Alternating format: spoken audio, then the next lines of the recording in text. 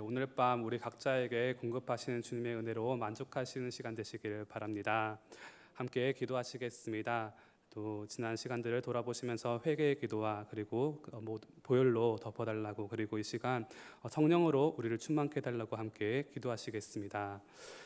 어제 주님 감사드립니다. 이 시간 주께서 또 베푸시는 은혜로 말미암아 나와서 또 아버지 예배드립니다. 이 자리 가운데 나올 때 우리 마음 가운데 있는 모든 죄악과 허물들 주 앞에 고백하며 나아갑니다. 이 시간 아버지, 지난 시간들에 아버지 우리의 죄악들 예수 그리스도의 보혈로 덮어주시고 용서하여 주시옵고 하나님 아버지 주님 앞에 담대하게 나아갈 수 있는 시간 될 수 있도록 축복하여 주시옵소서. 하나님 아버지도 구합니다. 성령 하나님 이 자리 가운데 임재하시고 운행하여 주시고 우리에게 말씀하시고 다스려 주시고 우리가 기도할 때 또 우리가 또 제할 때 주님께서 역사하시고 인도하시는 귀한 시간 될 수 있도록 은혜를 베풀어 주시옵소서. 주님 감사드립니다. 주님 찬양합니다. 감사합니다. 우리와 함께 하심을 믿사오며 이 모든 것 예수님의 이름으로 기도합니다. 아멘. 이스라엘 백성들이 출애굽을 했습니다. 모세와 아론을 필두로 이스라엘 백성들은 준비되지 않은 채 광야로 나아가게 되었지요. 이 광야에는 물도 없고 또 음식도 없고 불뱀과 정갈이 가득한 황량한 땅이었습니다.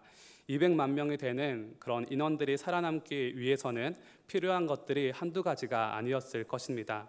하지만 하나님께서는 이들을 40년 동안이나 이 광야에서 살아남을 수 있게 하셨습니다. 이들이 살아서 가나안 땅에 들어간 것 자체가 바로 기적입니다.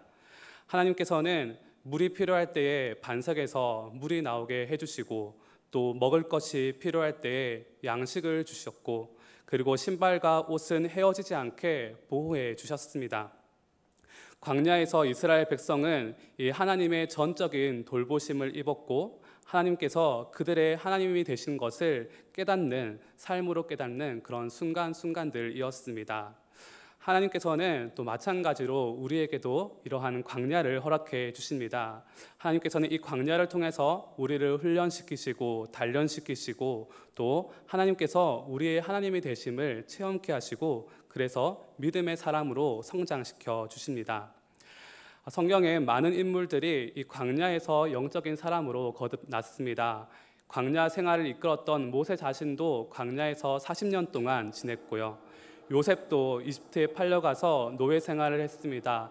이 노예 생활이라는 어려운 광야 생활 동안에 거기에서 하나님과 함께 하시는 사람, 형통한 사람이라는 그런 칭호를 얻게 되었습니다.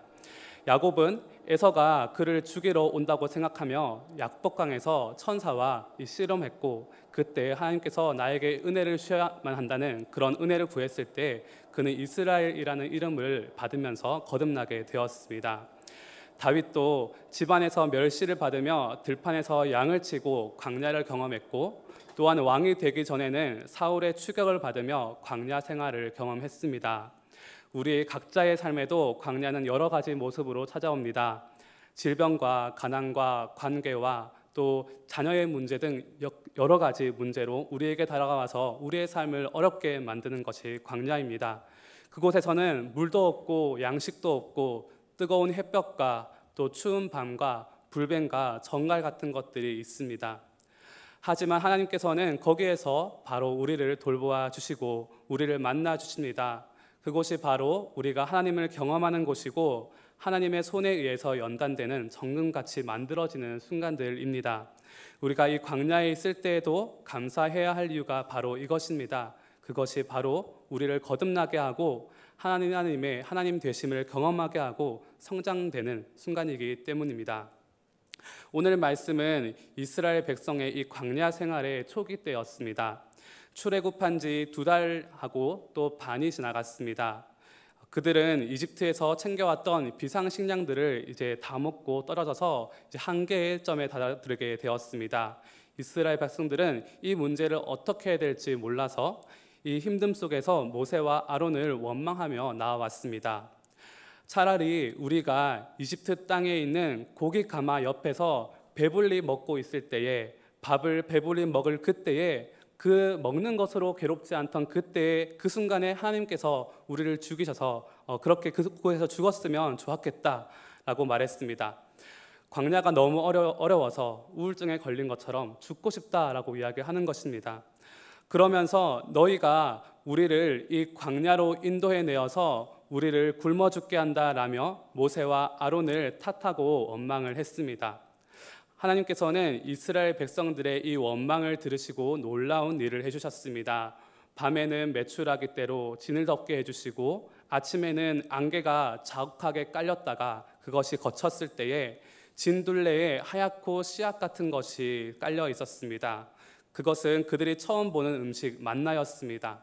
서로 처음 봐서 이 음식이 무엇이냐 하고 서로 묻고 있을 때에 모세가 말했습니다. 이것은 여호와께서 너희에게 주어 먹게 하신 양식이니라.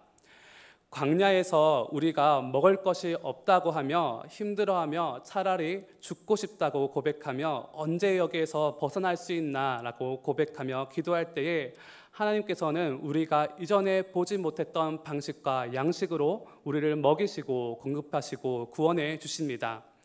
그런데 이 양식에는 하나님의 돌보심뿐 아니라 다른 의미가 또 한 가지 있습니다. 처음에 이스라엘 백성들이 모세와 아론에게 원망하며 나아왔을 때에 하나님께서는 모세에게 먼저 말씀해 주신 그 말씀이 있었습니다. 출애굽기 16장 4절에서 이렇게 말씀하셨습니다.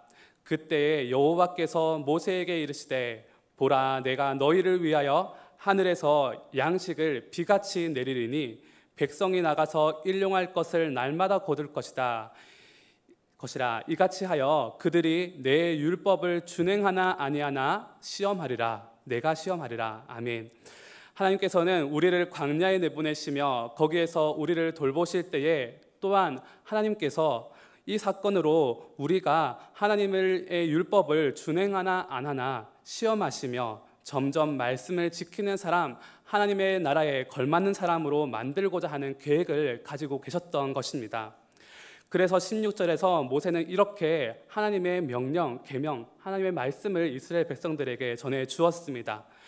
여호와께서 이같이 말씀하시기를 너희 각 사람은 먹을 만큼만 이것을 거둘지니 곧 너희 사람 수효대로 한 사람의 한 오멜씩 거두되 각 사람이 그의 장막에 있는 자들을 위하여 거둘지니라 하셨느니라. 아멘. 라고 말했습니다. 당시 오멜이라는 부피를 재는 단위가 있었는데 이 한 오멜은 1인분으로 적절했습니다. 그래서 집에서 한 사람씩 나와서 1인당 한 오멜씩 그날 먹을 만큼만 거두라고 이렇게 명령을 내려줬던 것입니다. 그래서 17절에서 각 집안 사람들이 나와서 거두었다고 기록되어 있습니다. 그렇게 거둔 것이 많기도 하고 때로는 적기도 했습니다. 그런데 그렇게 거둔 것을 오멜이라는 단위로 재어보니까 모두 각 집안 사람에 딱 맞게 거두어졌던 것입니다. 오병이어의 축복은 12광주리가 남는 그렇게 넘치게 주시는 축복이었습니다. 하지만 광야에서 주셨던 여호와께서 주시는 양식은 매일매일 필요에 딱 맞게 그만큼 적당하게 또 제때에 주시는 양식이었습니다. 이스라엘 사람들 중에는 많이 담아놓고 싶은 사람들도 있었을 것입니다. 체력이 좋아서 많이 거둘 수 있고 욕심을 부리는 사람들도 있었을 것입니다. 집안 사람들이 많다면서 많이 거두러 들었습니다. 그리고 반면에 어떤 사람들은 약해서 이걸 언제 다 거두나, 우리 집안 식구들 다 먹여야 하는데 허리는 아프고 손에는 힘은 없고 아침에 다른 사람들이, 건강한 사람들이 다 만나를 거덜 갈까 봐서 걱정하는 사람들, 다른 사람들이 죽는 속도보다 느려서 경쟁에서 밀려날까 봐 걱정하는 사람들도 있었을 것입니다. 하지만 나중에 오멜로 되어보니까 그렇게 많이 거두었던 사람도 적게 거둔 사람도 딱 맞게 욕심을 부렸든 안 부렸든 걱정했든 걱정하지 않았든 적당하게 거두게 되었습니다. 이 광야에서는 욕심을 부릴 필요가 없습니다. 오히려 그것은 힘이 들 뿐이고 바람에 날려갈 뿐입니다. 또 경쟁에서 밀려날까 봐서 내가 먹을 것이 없을까 봐서 걱정할 필요도 없습니다. 하나님께 구할 때 하나님께서는 우리에게 가장 필요한 것이 무엇인지 아시며 때로 줄일 수도 있고 때로 목마를 수도 있지만 우리에게 가장 필요한 것을 주시는 곳이 바로 이 광야의 하나님이십니다. 그래서 또 명령을 하십니다. 19절에서 모세가 그들에게 이르기를 아무든지 아침까지 그것을 남겨두지 말라 하였으나. 아멘. 내일 먹을 양식은 하나님께서 내일 주실 계획이었습니다. 그래서 남겨놓을 필요가 없이 충분히 먹고 하나님께서 주신 것을 누리면 되는 것이었습니다. 하지만 20절에서 그들이 모세에게 순종하지 아니하고 덜어는 아침까지 두었더니 벌레가 생기고 냄새가 난지라 모세가 그들에게 노하니라 라고 말씀하십니다. 남겨둔 사람들은 혹시 내일 하나님께서 먹을 것을 주지 않으실까 봐서, 식구들이 배고플까 봐서 걱정해서 불안해서 또 좋은 마음으로 다 먹지 않고 남겨두는 사람들이 있었습니다. 하지만 거기에는 벌레가 생기고 냄새가 났습니다. 왜냐하면 하나님의 말씀에 순종하지 않았기 때문에. 걱정하며 좋은 마음이라도 하나님을 믿지 못하는 것에는 이렇게 벌레가 생기게 하고 냄새가 나는 죄의 결과를 초래하게 됩니다. 하나님께서는 우리가 광야에 있을 때에 하나님의 돌보심인 양식을 통하여서 우리가 말씀을 지키나 안 지키나 이와 같이 시험하십니다. 욕심으로 가득 찬 사람에게도 적당히 주시고 앞날을 걱정하며 사는 사람에게도 맞는, 제때에 맞는 적당한 양식으로 공급하심으로써 하나님께서 얼마나 신실하신 분이시고 우리를 생각하시며 위하시는 분이신지를 깨닫게 해주십니다. 그리고 그것을 지키지 않을 때에는 우리에게 죄의 냄새와 악취가 나게 됩니다. 불안과 걱정과 욕심 부릴 때에 악취가 나는 것입니다. 그리고 오직 하나님께서 주시는 양식으로 만족하며 살게 만들어 주시는 것이 바로 이 시험의 결과들입니다. 하나님께서는 이 사건에 대해서 신명기 8장 3절에서 이렇게 설명을 해주시고 계십니다. 너를 낮추시며 너를 줄이게 하시며 또 너도 알지 못하며 내 조상들도 알지 못하던 만나를 너에게 먹이신 것은 사람이 떡으로만 사는 것이 아니요 여호와의 입에서 나오는 모든 말씀으로 사는 줄을 네가 알게 하려 하심이라. 하나님께서 우리에게 이렇게 광야를 걷게 하시며 또 아무도 모르던 하나님이 주신 양식인 만나를 먹이신 것은 사람이 살아가는 것이 떡으로 사는 것이 아니요 하나님의 입에서 나오는 말씀으로 사는 것을 알게 하려 하심이라 라고 말씀하고 계십니다. 사람이 떡으로 산다면 떡을 얻기 위해서 노력하며 경쟁하며 살아가면 될 것이지만 사실 우리가 살아가는 것은 우리에게 먹을 것을 공급하시며 이 세상을 인도하시며 다스리시는 하나님의 말씀과 명령에 의해서 살아 숨쉬는 것이기 때문에 그분의 말씀만을 청종하며 그분의 말씀을 먹으며 따라 나아갈 때 우리에게 생명이 있는 줄로 믿습니다. 우리를 살게 하시는 이 말씀이 육신을 입고 하나님이 주신 진짜 양식이 되어서 이 땅에 내려오신 사건인데 그것이 바로 예수님이십니다. 그런 예수님이 자신에 대해서 요한복음 6장 48절 51절에서 이렇게 말씀하셨습니다.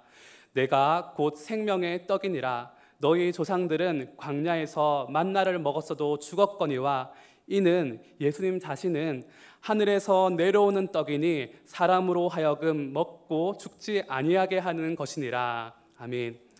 결국 말씀이신 예수님을 우리가 먹고 마실 때에 영생을 누린다고 말씀하십니다. 이분이 진짜 여호와께서 우리에게 주신 참된 양식이고 음료라고 55절에서도 똑같이 말씀하십니다. 세상을 다 가지고 싶은 욕심꾸러기 한 사람이 있었습니다. 그는 수단과 방법을 가리지 않고 돈을 모았습니다. 그리고 집을 사고 땅을 사고 증권을 사고 나중에는 산을 사고 또 강을 사고 바다도 샀습니다. 그렇지만 그의 마음은 더욱 공허해졌습니다. 그래서 명예도 사고 권력도 사고 인기도 사고 박사학위도 사고 살 것은 다 사보았습니다. 그래도 뭔가 허전한 마음, 빈 듯한 마음을 달랠 길이 없어서 늘 허기져 보였습니다. 이 사람을 보며 어떤 사람이 이야기했습니다. 당신은 이것을 가지지 못해서 그렇게 허전한 것입니다. 그러자 이 욕심꾸러기가 물었습니다. 그것이 무엇입니까? 그 사람이 대답하기를 하나님이요 라고 대답했다고 합니다. 그래서 욕심꾸러기는 가장 많은 돈을 주고 하나님을 샀습니다. 그러고는 이제 됐다고 좋아했습니다. 그런데 얼마 되지 않아 욕심꾸러기는 자신이 모은 재산 하나하나 세상 사람들에게 나누어 주기 시작했습니다. 그리고 마침내 자신은 아무것도 가지지 않게 되었습니다. 사람들이 이게 어떻게 된 것이냐고 물었습니다. 그러자 이렇게 대답했습니다. 내가 하나님을 돈을 주고 샀더니 오히려 하나님께서 나를 사주셨습니다. 내가 무엇을 소유하느냐가 중요한 것이 아니라 누가 나를 소유해 주느냐가 훨씬 더 중요하다는 것을 깨달았습니다. 이제 나의 주인은 하나님이십니다. 주인님이 재산을 나누어 주라고 하여서 나누어 준 것일 뿐입니다.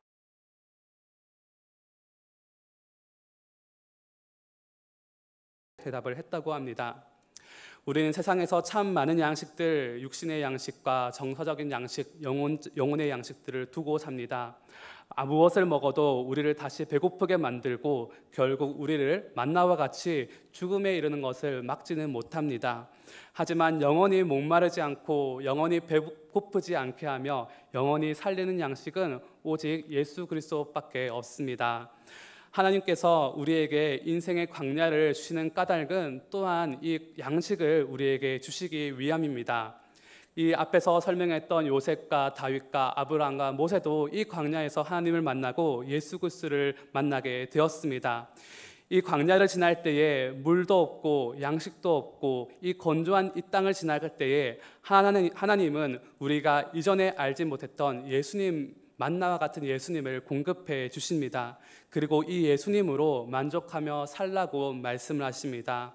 이때에는 우리가 이스라엘 백성들처럼 욕심 부릴 필요도 없고 더 가지지 못할까 봐서 또 다른 사람들이 다 가질까 봐서 걱정할 필요도 없습니다. 왜냐하면 그날에 필요한 우리의 모든 것이 군 안에 있기 때문입니다.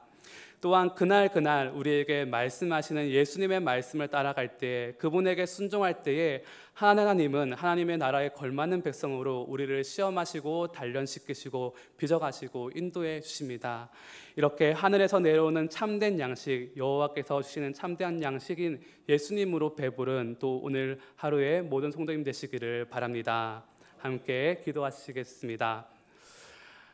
하나님 아버지 감사합니다. 우리가 광야를 지날 때에도 주님께서 때에 맞게 양식을 공급하시며 또 만족해 하시니 주님 감사드립니다. 하나님 아버지, 그러나 무엇보다 우리에게 진정한 양식, 영원한 양식, 생명을 주시는 양식인 예수님을 우리에게 주심을 감사합니다. 하나님 아버지, 우리가 이 세상에 살아갈 때에 욕심 부리면서 또는 걱정하면서 살아가는 것이 아니라 이 예수님으로 인하여서 한 분만으로서 만족하며 살아갈 수 있는 우리가 될 수 있도록 은혜 베풀어 주시옵소서. 이 모든 것 예수님의 이름으로 기도합니다. 아멘.